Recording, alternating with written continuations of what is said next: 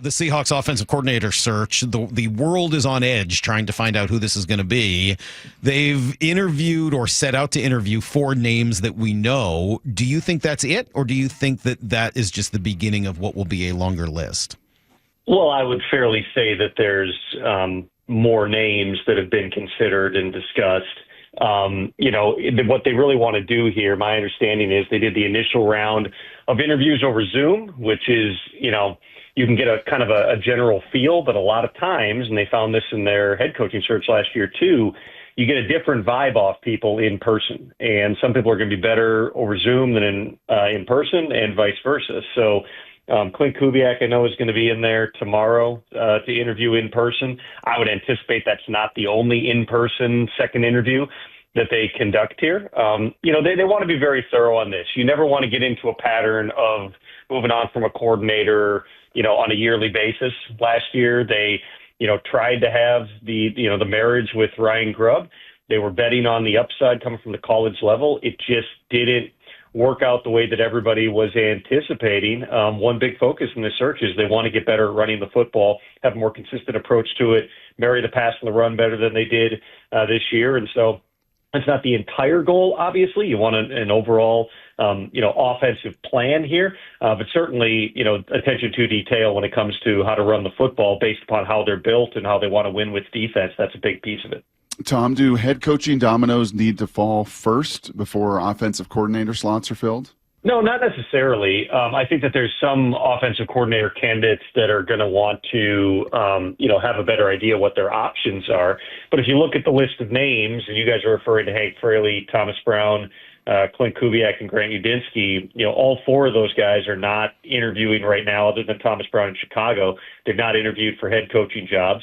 And I would, fairly anticipate outside of Clint that, in terms of opportunities, this is probably the main focus right now in Seattle. So, no, I don't think that they need to wait, but I would say, based on how the rules are laid out, next week a lot of times is a pressure point where teams start doing in-person head coaching interviews. That's the first time it's allowed with current NFL assistant coaches. So if you want to make sure, that you have control over the process, kind of having a good plan by the end of this weekend, I would anticipate that that's, they want to have their heads in the right space. You still live in Minneapolis, right? You're still in that area? I do. Okay, so Ben Gessling from the Star Tribune, do you know him? He wrote this piece on Grant Udinski about the most interesting person I've ever heard of in football. What do you know about Grant Udinski? Quite a bit. This is a name that really started to pop up, over the past year. He was somebody who was on staff basically, as like doing special projects for Kevin O'Connell. Then my understanding is there was, he got promoted to assistant quarterbacks coach, and then he got an interview slip to go interview for something else. And so they gave him a title that I don't think anyone else in the league has, which is assistant offensive coordinator. If you go back, and this is one of those things that, you probably don't see in real time, but if you ever see like the B-roll footage that's used on TV, anytime, Kevin O'Connell walking around the sideline, the guy with kind of longer hair who's always standing right behind him or right at his side is Grant Udinski. He's a huge sounding board for Kevin O'Connell. Dude's 28 years old, but got a really big brain. He knows football. There's a reason that he's been promoted as quickly as he has. To give you an example of what he does in the building, they signed Daniel Jones to the practice squad shortly after the Giants released him. And with Daniel Jones, the goal was never like, hey, he's going to take over as a starter. It was, hey, let's teach him the foundations of our offense. Let's break down everything Daniel Jones has been taught. Let's get him back to zero. And then let's start going, okay, here's how you play the position in Minnesota. Well, the 3 people who were spending, regular time with Daniel Jones were Kevin O'Connell. It was Josh McCown, the quarterback's coach, and it was Grant Udinski. And even, last week, before what ended up not being a great performance, obviously, but before that playoff game when they're showing Sam Darnold, in the locker room preparing for the game, the guy sitting next to him talking to him was Grant Udinski. Like, there's a certain Where's Waldo aspect to him where if you don't know what you're looking for, you're not going to notice him. But the moment you know what he looks like, you're like, this guy is always involved in everything. He's a future. I've met him briefly. I don't know him really well, but I know that, the reason I started, talking with teams about him this year was every time you're having a conversation about the operation in Minnesota, his name keeps coming up. So he's going to be an offensive coordinator at some point. Maybe he's a head coach somewhere down the line. The question with guys like that, though, who have not been, in that type of position or relatively young as coaches, is what happens when they're the guys at the front of the room. And Brock, you know all about that. Mm-hmm. It's different when you're working one-on-one with people versus standing in front of the offense and presenting the game plan and commanding the room. Those are some of the unknowns. And so, I do sense that, he's at least a real candidate and, possibly will be another guy they bring in for a second interview here.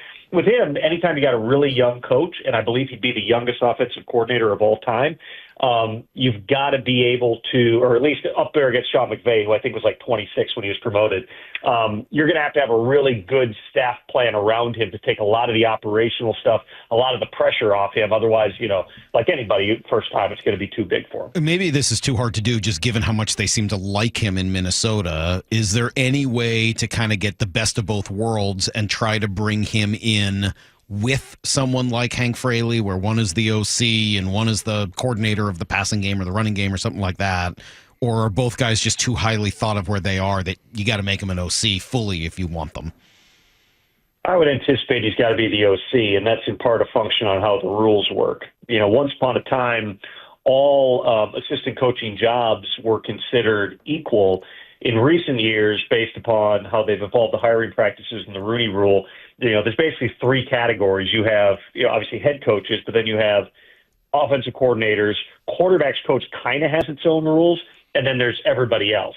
So unless you're hiring somebody to be the primary guy, you can't hire two coordinators. It can't be a co-role. You have to be the only one. Otherwise, the teams can block you. I would think that the Vikings would be really reticent to let Grant go unless he's the offensive coordinator. And with the Lions, too, remember, they've got some potential staff turnover coming. Dan Campbell already is looking at the prospect of losing both his coordinators. To say you're going to just let the offensive line coach walk out the door for effectively what, according to NFL rules, is a lateral move if he's not the offensive coordinator, I really don't see that happening. The Seahawks also have a guy named Jake Peetz, who's a pass game guy that they like in the building. Potentially you could pair the OC. You could pair somebody who's really familiar with the run game with the Jake Peetz. There's a lot of different things that you can do here, but hiring two of these guys, no, that's probably not realistic. Just a little bit of a detail. Tommy Pelissero here with us from the NFL Network. You see him all over the place. Just a detail there. You talked about Clint Kubiak coming in for an in-person interview after the Zooms last week. So does that mean, if you're like Salk and I, and kind of intrigued by Hank Fraley, you're rooting for the Lions to lose because that's the only way you're going to get him in person, right? He can't come out and interview if the Lions are still playing, correct? Yeah, and that's another thing that's evolved in recent years. Now, nobody who's under contract can interview for the 2 weeks after the season, and the teams that win divisional playoff games, it's another week beyond that. So it definitely complicates the process. In terms of hiring these guys, it's going to complicate, frankly, the entire head coaching cycle. I mean, think about this. You can make a pretty good case that Ben Johnson and Aaron Glenn are the favorites or among the favorites for 5 out of the 6 jobs that are currently vacant. Do you want to talk about slowing down the process and creating some unique pressure points? That's going to play into this. And you're right. I would think that you would want to get Hank Fraley in. There's not a lot of just like pure offensive line guys that you see end up in offensive coordinator positions, but Hank's got juice. He knows the game. He played years in the league. I could see that being a fit, again, because when you think about what Seattle's trying to build, it's very much we're going to kick your butt on defense. We're going to control the game, in the running game, and then we got a bunch of cool weapons that we can get the ball out to in the passing game. You saw the passing game this year. I mean, in spurts, there were times where they looked really good, but you look at the run-pass splits early in games. You look at how they struggled to really, have an identity in terms of running the football. It just wasn't there. And so that, I would think, I'm not in the interviews, but I would think that's one of the first things they're asking all these guys, which is how are you going to establish that, it's not run the ball 70 times a game, but how are we going to establish, hey, we're a physical, run it down your throat football team, which is, you're seeing teams like the Lions, the Packers, among others, the Ravens as well, really commit to that identity and have a lot of success.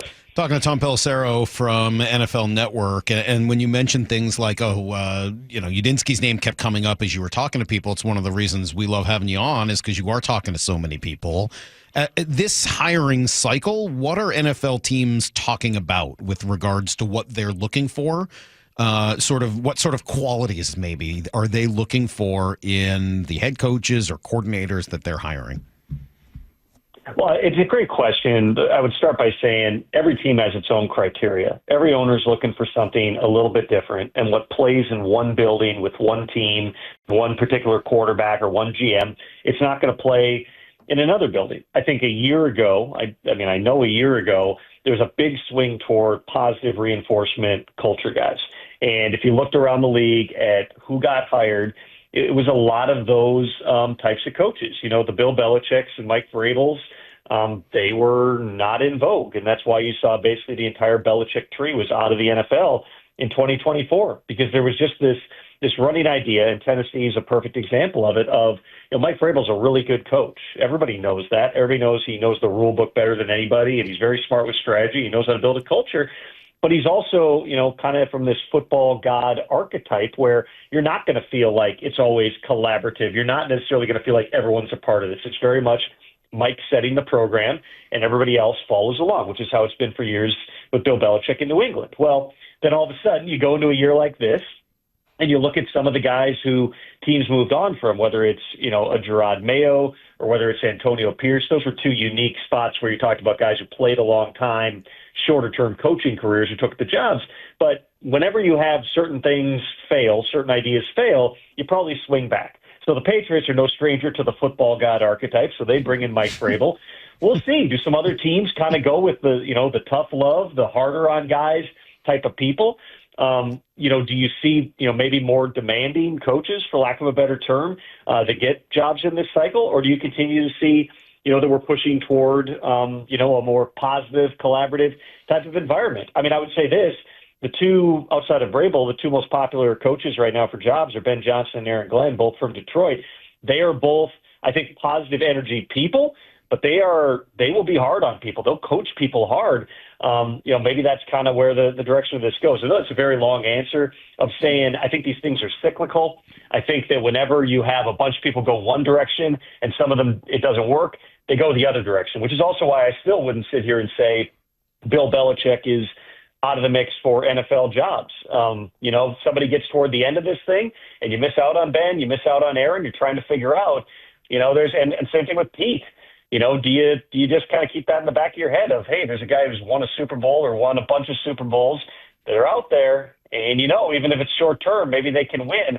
I wouldn't take either of those guys out of the mix just yet. Hey, Tom, last couple things from us here. I think a season ago, Salk and I knew that Pete Carroll was not interested in coaching. He made it abundantly clear to us, both personally and professionally, that chapter had closed last season. Do you get the sense that he really wants one of these two jobs he interviewed for, either in Vegas or Chicago?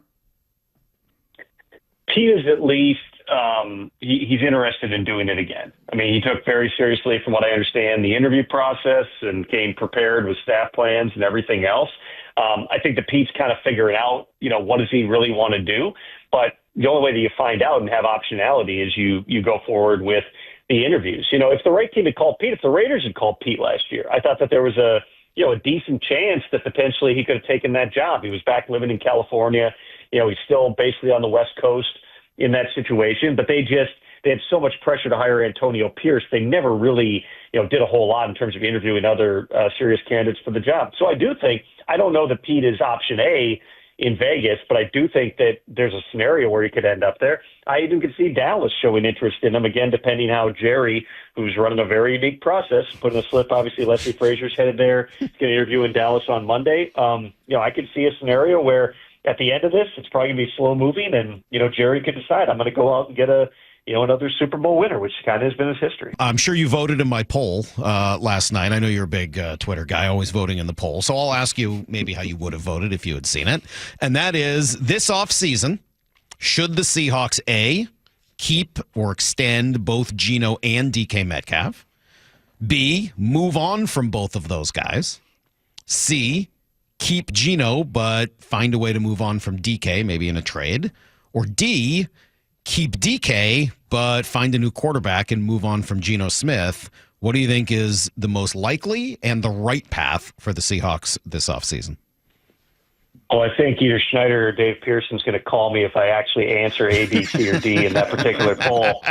So I would just say this: there are contract matters with both of these things. You've got with DK, he's due $18 million in 2025. It's the last year of his contract.